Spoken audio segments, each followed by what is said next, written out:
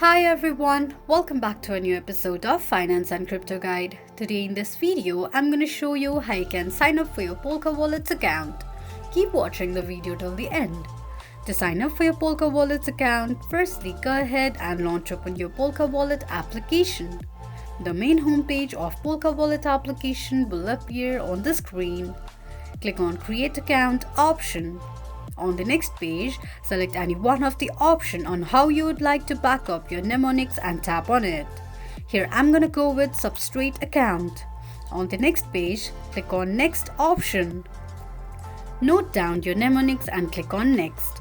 Confirm your mnemonics by keeping it in the right order and click on Next. Now enter your name, create a password for your Polkawallet account and confirm your password by re-entering it, then tap on Next. Tick mark on the box if you'd like to enable fingerprint or Face ID. After you're done, it will take you to the home page of your Polkawallet account, and that's how you'll be able to sign up for your Polkawallet account quickly and easily, just in few steps. If you have any thoughts or queries, let us know in the comments section.